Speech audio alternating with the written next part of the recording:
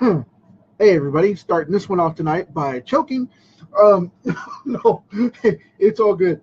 Uh, got the Guyver tonight for you for the daily sketch card. So I'm going to share this over with Paige as always, and we're going to get started with this thing really quick. Let's see here. Ding, there's the live. Cool deal. Alrighty. Now, bear with me just a second while I share this over. Come on, Facebook. There we go. Cool deal. Hey, Randy. How's it going, man? Yeah, it's going to be the Guyver tonight. I even have one of the deranged little mutants in here. That's what he's holding in his hand here. I can't remember the name of this one, but it was from the animated series. It's a nasty critter, and just thought it would be cool to have him, because holding it because that's a really graphic series. I love the manga, but that's a really, really graphic series. I remember reading those from Viz, and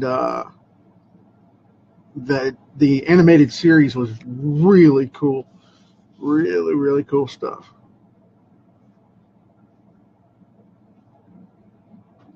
And just thought it would be fun to do it. So that's what we've got going on tonight. It's a little gory, and it's really busy for this card size, but we'll get through it. I think it's going to be fine. I just wanted to have fun tonight after the whole weirdness of the net neutrality thing yesterday. I felt really odd about that one. But, it had to be said, so we're not going to cover that again tonight, but I'm just going to keep it on the card and keep it simple. But, yeah, very cool stuff. I've always enjoyed this, and I like the mech stuff, the Guyver, and, Iron Man's one of my favorites, and then you got the things like Ultraman and stuff like that, that gets in more into the zipper suit monsters. And these days it's more Power Ranger type of stuff, but I'm not really as hardcore into that as I am these classics. For me, you know what I mean? But love the stuff coming out, really watching it, checking it out, and digging on it, not bashing on it. So we're good. So this is going to go right up to this thumb knuckle, where it's going to come through right here. And then we're going to have this come out the hand and be in the way here, kind of random, at least until I ink it and refine exactly where it's coming from. So I just wanted it to kind of be loose and fun at the moment. And that's what we're going to get. Because there's the Guyver knuckles right there. So let me turn this so I can get my hand out of the way, and you guys can see more of what I'm doing. Mark Hamill was the top-rated actor in the movie when it came out, but he didn't get to play the lead in that at all. He was actually a detective in the series, in the movie, not the series, but the movie. He was a detective that was trying to hunt down what was going on. And he didn't make top billing. He made top billing on it, but he wasn't the lead actor in the movie. There was a younger guy that got to play the actual actor in the role. And I was always impressed with the fact that they gave him top billing and top credit, because he was always so harshly hated on for being stereotyped in the Luke Skywalker role, which he was a great actor. He still is, but there's a lot of difference in what was in there originally from the Star Wars stuff, being stereotyped and not being able to act outside of that, because his first 3 major roles were that way, and he did a couple of smaller movies thereafter. Tried to do a couple box office things, but it didn't quite work out the way he wanted it to, unfortunately for him, because I think the dude's just phenomenal. So I think the return as Luke Skywalker for the new Star Wars movie is going to be awesome. And if you know any spoilers, I haven't seen it yet, do not spoil it for me. Do not spoil it. Do not spoil it. Don't be like that. I had some people try to tell me what's going on and send me links to it and stuff, and I'm like, stop it. We won't be able to be friends anymore. Stop that. Stop it. So it was interesting to say the least. And people love to mess with me about that because of the fact that I am adamant about not spoiling films for people. And I don't want to be the one that has it spoiled for me either. Because I've had that done a couple of times, and it's just like, really, man? I don't go behind you and tell you what's going on. Well, I'd like to know. Well, I don't. I want to see it. I want to pay my money and see the film. I don't want to do that yet, you know? Fortunately for me, my daughter's about to go on break from school. So I'm going to be able to go and check that out. I mean, I guess we could have gone at any time, you know. We could have gone over there together because she likes Star Wars as well. So, but it's just one of those things that I just didn't want to get out there and do it yet. And I didn't get any passes for this one, so I've been so busy, I've been out of the loop, and people just didn't grab them for me, that kind of thing. And I was just like, well, whatever. That's okay. Cool deal. But I don't need passes for everything, you know. So whatever works. Now I'm going to get into this a little bit. And I went classic. Guyver 1. There are like 9 generations of this now. Literally. I think they're on like Guyver 12 or something. They don't call them mocks. They call them, like the Iron Man stuff. They don't call them mock for version. They call them boost and evolutions. And that's one of the things that I find really cool about this character, because of the fact that he's got that whole biomech armor. Now I'm going with the classic style from the comic, so if you haven't seen this one, the manga style from the original comic, and it looks a little Predator-esque in design, but that's okay. Whatever. I probably should use a smaller pencil for this when I do it, but that's okay too. Whatever.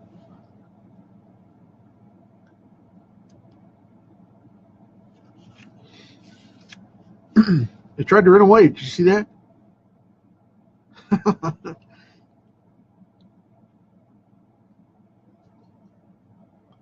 It tried to run away. Run away, run away.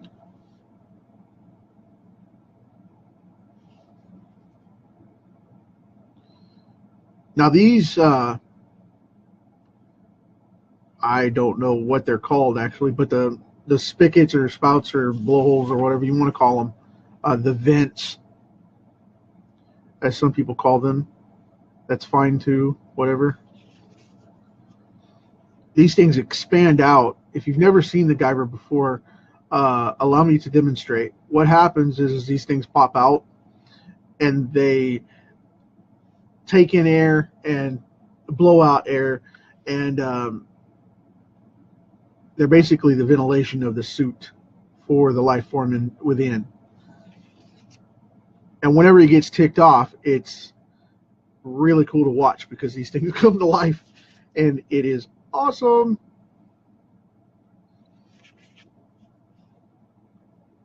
I so dig this armor. This stuff is just wild. Whoever thought this up needed a hug or something. I tell you, man, this is just crazy stuff. This armor is insane. I love it. And I kind of wonder if Todd McFarlane didn't think about this. If this didn't influence his Venom stuff. Everybody says Venom came around first, but I don't think so, because the original Japanese manga came out first by release, because it was released in the 80s, right before. But I'm not saying he stole Venom from the design. I'm just saying it was an influential thing. And, because everybody wants to defend their favorite artist. And I hear from a lot of the Todd Father followers out there, which I'm a fan of, by the way. I hear all the time that he wasn't influenced. He's a god. He pencils to paper and it comes to life. I've heard that a lot. But I hear marketers say they come up with stuff too, and they're influenced by their stuff. I openly admit it. I study everybody. So if I enhance something and if it's based off of somebody else's idea, and then enhanced, I'll say, hey, did you hear this? Hear this type of this type of technique, or that type of technique, or this method, whatever it may be, and I'll go in that route and then show where my system's modified and increased on it and improved on it or embellished on it or whatever the case may be. I mean, I give credit where it's due, taking the skill set or material from one author or creator is, plagiarism. As Brian Tracy says, it's plagiarism. But when you use multiples, it's research. and that's a fine line. It depends on what you're in. I mean, I wouldn't do that in comics ever. But, using modified or improved versions or your own variation, customized version of something like that in marketing happens all the time. I mean, it's the same thing, everybody's trying to do the same thing, but they build out. But anyway, like I said, in comics, you don't do that, because that's, copyright infringement and all that mess is just, and trademarks is really, really heavy, and lawyers will put you in jail for that stuff. It's not just court hearings, kiddos. It's life in jail. You lose time. Not necessarily a life sentence, but you will lose part of your life in jail if you copy somebody's stuff and steal it. So don't do that, because that's not what I'm doing, and that's not what any of us do in marketing. I mean, you see people say, hey man, I created that, and I know for a fact that came from another creator. That's what I'm saying. And if like I said, I openly ask and tell people that I'm using their techniques as examples and foundation for something better. And if I improve on it, they're like, man, I wish I'd have thought of that, and then they move on. And they do the same to my stuff. So I don't have a problem with it. Especially if I teach it for free. It's like, go use it, Go forward. Teach another person how to fish. As it were, But I hear that kind of thing all the time.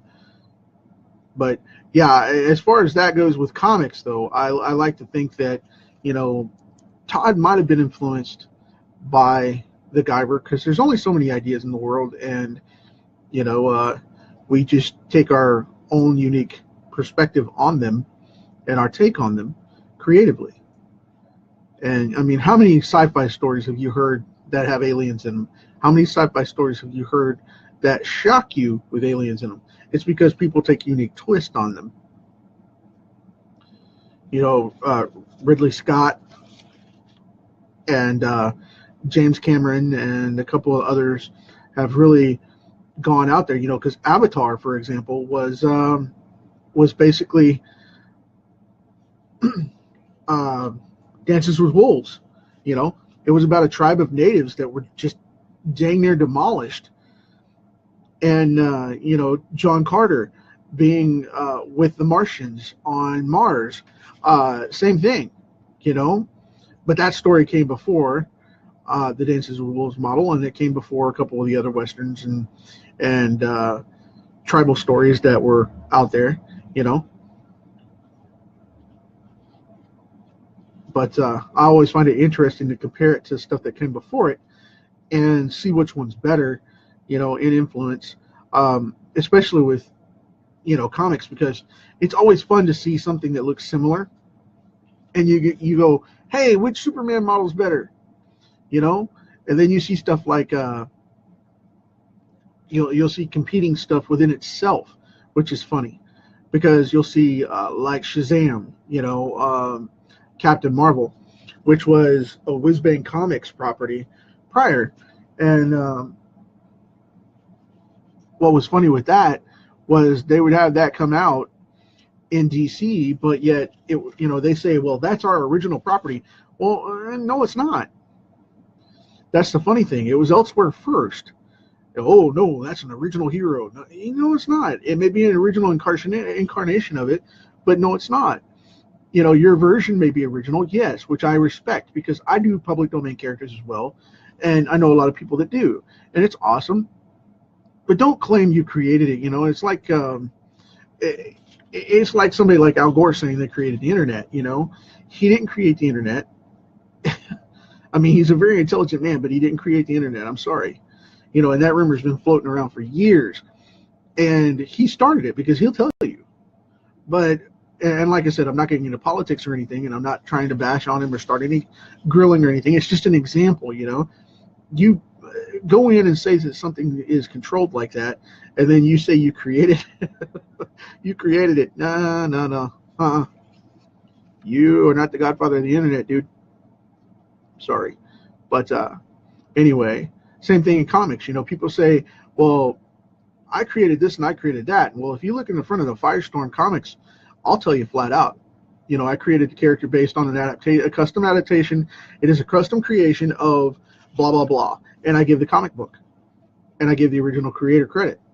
And I do that because of the fact that I want people to go read the original material and love those comic books the same way that I do.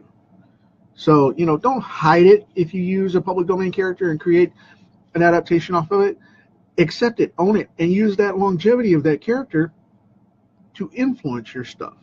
That's what Firestorm is in regard to the public domain characters I have. Eric Larson did the same thing. He's got the original Daredevil in the blue and red unitard, the Australian guy that throws the boomerangs. And I thought that was really cool the way he did that. He introduced that public domain character into the Savage Dragon for years. And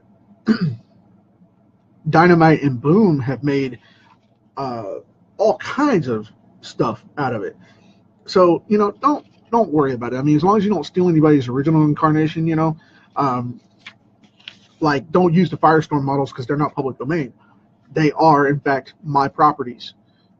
So when you see those books come out, and don't go off and check out anybody else's books and say, hey, this is based off of an original public domain character. Don't go behind them and steal their stuff, because their incarnation is the version, that they own. And you got to respect that. But what I'm saying is, things like DC saying that they created, Captain Marvel and tried to buy it up and hide it for all these years. It's funny because it's not, it's public domain, so it's there. You can't use Billy Batson, and you can't use Captain Marvel on the cover because they trademarked both of those. You can't use Shazam, of course, but you can use it inside the book, but you can't use it on the cover because it's trademarked. But it's just one of those things. People don't think about that kind of stuff, and they're like, well, our corporate version is this, and this is what we want you to think, but yet it may not be true. I always found that fascinatingly funny because you know, when I announced that I was going to have my book for Captain Marvel come out, and of course it's an adaptation. It's not completely different, but it's definitely a custom adaptation to Firestorm Comics. Let's put it that way. And I'm working on that right now, finishing up the first issue of it, and it cracks me up to no end because, you know, the first thing I got was the attention of people, the fans of the book, and they're saying Warner Brothers is going to sue you, this, that, and the other, and I'm like, no, they're not. They can't. You know, they can't. They can't. So, you know, it's just like Superman's about to go public domain here in a couple years. And they can't do a thing about it because it's from the life cycle of the comic book. Because they haven't re-upped it. And, you know, I mean, that's something that you just have to face with the current copyright system, especially in the U.S. But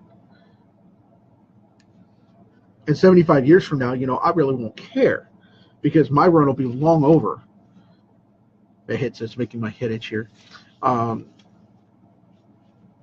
Just one of those things you have to pay attention for when you're doing comics, you know. Just don't blatantly plagiarize people. That's ridiculous.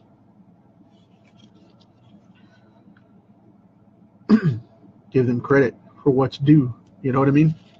That's the way to do it right there. And then everybody can enjoy the characters the way they're supposed to be enjoyed. And nobody gets bent about it or gets attorneys involved and gets, you know, sue happy or whatever.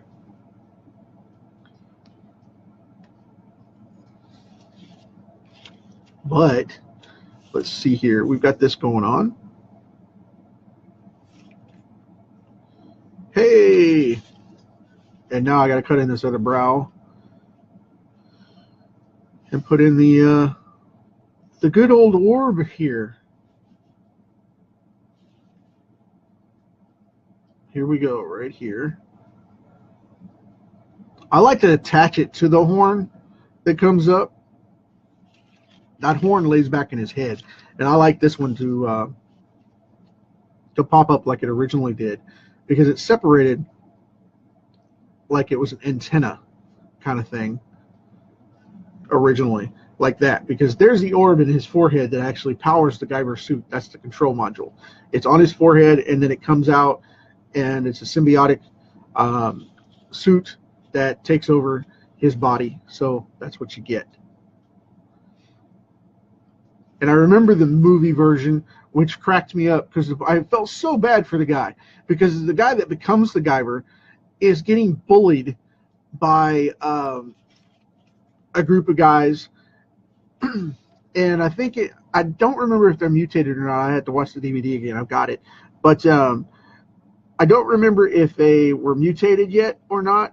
I'm not sure, because I think they were originally aliens and they were hiding as humans and had to morph back and forth. But I think the technology, they were aliens hiding from the technology and trying to find the Guyver first. But anyway, this kid ends up getting a hold of the Guyver, and during the fight in an alley, a really, really lame alley set, he ends up falling on it, and it sticks in his forehead, and then he becomes the Guyver. And the suit takes over, and he has to connect with it and whatnot. And yeah, I mean, it was definitely a 90s type of, you know, late 80s, early 90s type of cable version of the movie. And I'm hoping that the professional high grade version comes out. I mean, this is a cult classic, don't get me wrong. I love this film. Love all three of them. I think there's 3 or 4 of them now that I know of. And I may be mistaken, they may have made more since then. And I would get them if they did, because I like the Zipper Suit movies, so these are just right in that genre. You know, they're right in that alley. And one of the cool things about it was it did have a great vibe, and the suit looked great. I will say that. The suit was phenomenal. Some of the monster effects, a little cheeky, but it was supposed to be tongue-in-cheek, you know? They did it funny that way. They did the bad guys humorous, so it just had that vibe to it. but the Guyver suit itself, they did great effects on it, and you could tell most of the budget of the effects went into that. They had the mask, the mask vents pop out and blow smoke, and the mechanics, animatronics, and stuff were in here and made these move down these treads and made this pop out, this horn pop out, and it was just great the way they did it. I really enjoyed it. But if they were to do it in a modern film scale, it would be totally different and it would just crush it. Hands down, it would just crush it.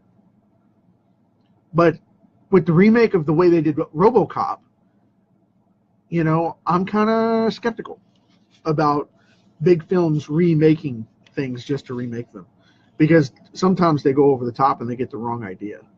Which I like the new RoboCop. I enjoyed the new Ghostbusters for what it was, but it's not the original Ghostbusters that I grew up with. Same thing I think would happen with the Guyver. I mean, unless it was done really well, I would be a little skeptical and think that they're going to mess it up. I mean, that's just me. But that's because I know what this was capable of. I know what the practical effects made it look like. But we'll see. I mean, I'm pretty sure. We're going to see the Crow reboot here in a couple of years, and we'll see what happens there too. I mean, that could be really cool. Jason Momoa is tied to it, and he is playing Eric Draven, according to what he said in a couple of interviews. And I'm not sure what they're going to have going on with that. Hopefully, they'll have it cross over into the DC universe, which would be nice, because New Line Cinema has that. I thought it was Miramax for a while, but apparently it's New Line that's involved in that as well. And New Line's owned by the WB. So if Warner Brothers is tied into it, it could be interesting. We could have a really cool Crow crossover. But we'll see. We'll see. Who knows what tomorrow's going to bring with those negotiations, And just in case you do hear this, it's not literally tomorrow. I'm talking about in the near future. Okay? Don't freak out and think, they're going to meetings or whatever. I have no idea. I've had people ask me about that kind of stuff. That's why I say it's just to clear the air right off the bat, because people hear, who knows what tomorrow's going to bring? Tomorrow? What do you mean tomorrow? What are they doing tomorrow? So, yep. Very cool stuff. Very simple, very happy. Happy, happy, happy.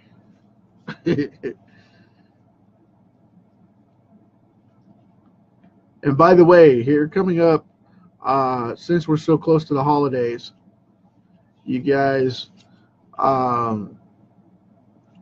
just want to tell you, it's still a couple of weeks out and whatnot, but I know everybody's starting to slow down on the internet and whatnot, and I just wanted to let you guys know, thank you for all the support during these cards and things, and the shows and whatnot. I appreciate it so much. This new year is going to be so awesome, because that's when everything's coming up. I am posting my blog finally for public release this weekend. It's going to be a hectic weekend, but I want to get a week or two ahead of Christmas so that we can get that all out there and show you guys my new book's ready, which it's online on Amazon right now, and I'm not asking anybody to buy anything right now. I'm not soliciting.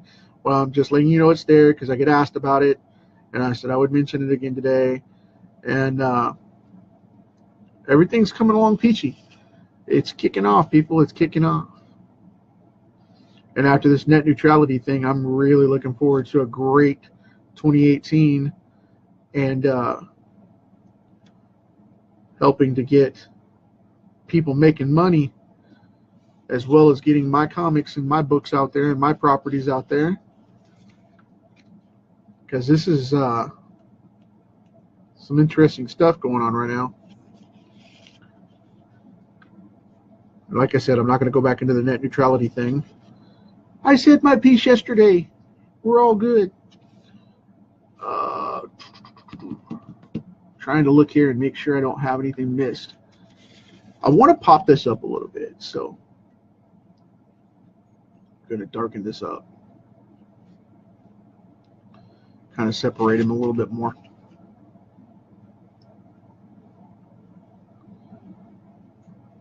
And I have a card set that I got confirmed on again today. I got confirmation that the cards were mailed, and I'm really excited about that. And unfortunately, I can't, due to contract obligations, I can't say what it is yet. But so if you do know that I'm working for it, and you're a friend of mine, please do not point it out because it's not cool. Because they decided to put that in the contract after the fact. So I don't want to breach that. But it's a massive card set, and it's going to be cool, and it's tied to a couple other things, and that's going to be a fun one. And it's been a long time coming, actually.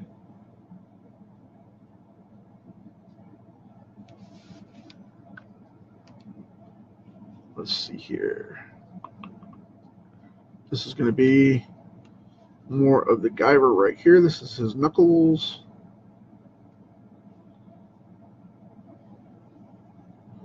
Put in a little bit of a shade spot.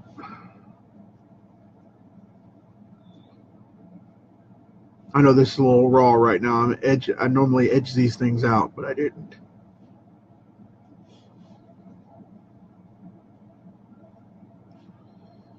Okay, cool deal. Now, that's pretty cool. That's a little busy for a card that small. I think it'll hold up, though. I think it'll hold up. So we will see what's going to happen tomorrow for the next card. I hope you guys dig this one.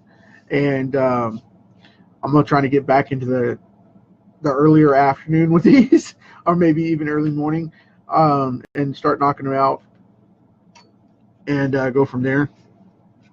But I really wanted you guys to be able to, I didn't edge this in. I really wanted you guys to be able to see this one as one of my absolute favorites to be added to the set. Cool deal. Now, he has the other side of his mouth. Now, like I said, if you want any of these cards, I'm going to be putting them up after the first of the year. Now that I've been requested to hang on to them because of all the Christmas stuff, everybody has been asking me not to miss out. They've asked if I'll put the book back on the first of the year for the campaign. I'm going to start putting that out around the 20th or so on previews for the Kickstarter, so that you guys can get a look at it and start knowing the countdown date, when it's going to come in and all that, so you can start paying attention to it. And I know everybody wants the sketchbook. They've been asking me about it heavily, and I appreciate all the support. Thank you very much. But as for now, hug somebody, make somebody smile, make somebody feel good, man. That's the thing. Make the place a better showing than what you got it in, and wake up tomorrow knowing that hey, you made somebody feel good. That's the key thing, man. We got to be happy, and don't make anybody cry. That would be a bummer. That's not a good way to open up the weekend. So anyway, head out, have a good time. Thanks for showing up. Talk to you tomorrow.